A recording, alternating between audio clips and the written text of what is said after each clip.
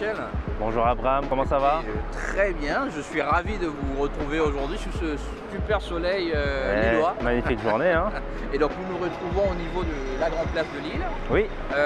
Magnifique place d'ailleurs, soit dit en passant. Mais si j'ai bien compris, nous ne sommes pas là pour la grande place. Il y a un sujet en particulier que je souhaite aborder. Bien que ce soit mon coup de cœur, aujourd'hui j'aimerais vous parler de l'estimation d'un bien immobilier. Excellent. Et excellent. plus particulièrement de ce qu'on appelle l'étude de marché comparative. D'accord, très bien. Donc l'étude de marché, alors en quoi consiste-t-il? Parce que c'est quand même un terme barbare, non? Pour les non-initiés, c'est quelque chose d'assez concret pour l'instant. C'est le fait de déterminer un prix correct. Très bien. C'est un outil qu'on va utiliser dans la commercialisation d'un bien pour pouvoir déterminer le prix qu'on va pouvoir afficher face à la concurrence de tous les autres biens qu'on trouve sur le marché. Très bien, très bien, très bien.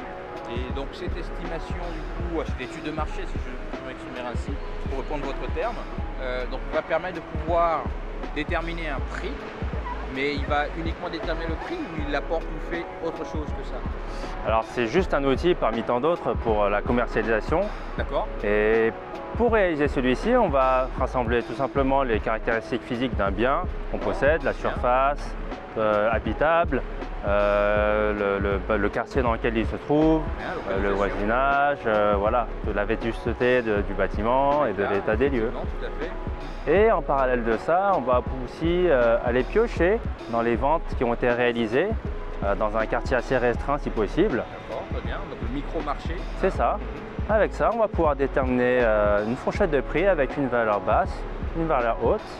Et grâce à ces éléments, on va pouvoir déterminer le prix qui va correspondre à la fois au marché des acquéreurs et à la concurrence qui est assez rude en ce moment à Lille. Effectivement, effectivement. Actuellement, c'est sûr qu'on est sur un marché qui est très tendu.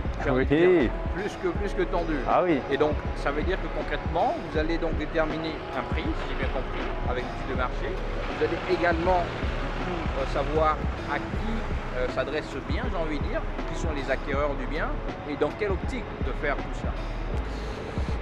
On trouve pas mal d'acquéreurs, on trouve beaucoup de touristes, mais trouver un bon acquéreur, ça c'est tout un art. Absolument, absolument. Tout comme déterminer le prix. Alors voilà, beaucoup font l'erreur de déterminer le prix un peu à la louche en regardant sur les sites.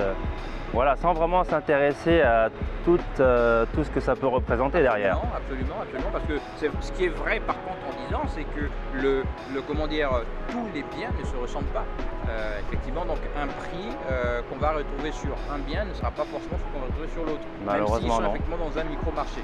Pas dans le même état, pas les mêmes services, pas les mêmes effectivement offres. Et on fait souvent cette erreur de vouloir vendre trop cher parce que voilà, la tendance fait qu'on a envie de répondre un peu à cette demande. Sauf que voilà, derrière, est-ce qu'on aura vendu dans les temps? Il peut s'écouler tellement de temps avant de pouvoir vendre au prix que l'on souhaitait au départ. C'est pour cela qu'il faut cibler parfaitement avec, on va dire, une marge de 5% environ, pour pouvoir trouver l'acquéreur dans le meilleur délai. C'est un point essentiel, je crois, que vous soulevez là. Oui, le temps. Le temps. Le temps, c'est de l'argent, comme on dit. Parce qu'effectivement, une transaction qui prend, j'ai envie de dire, 6 mois, c'est autant de temps qui est perdu pour effectivement la transaction. En 6 mois, il peut se passer tellement de choses. Absolument. Et ça, c'est sans compter, j'ai envie de dire, les contraintes qui peuvent se poser lorsque on doit absolument vendre un bien immobilier. Donc, alors aujourd'hui, si je comprends bien, donc on va réaliser cette étude de marché, terme un peu barbare, mais qui au fait est assez simple, si j'ai bien compris votre explication, qui va comment dire, permettre simplement de définir un prix, d'avoir les bons acquéreurs pour vendre le plus rapidement possible, de manière à ne pas perdre ce temps que vous avez encore souligné. Si j'ai bien compris, est-ce bien la pensée de votre C'est la première étape, on va dire, vers la vente. Très bien, excellent. Donc ça veut donc dire, si je comprends bien, qu'il y a d'autres étapes en réalité. Il y en a tellement d'autres, mais bon, cela on verra ça la prochaine fois. Excellent, écoutez, je pense que les vendeurs qui nous regardent sont très intéressés de savoir justement ces prochaines étapes. Est-ce que vous nous promettez de revenir pour en discuter?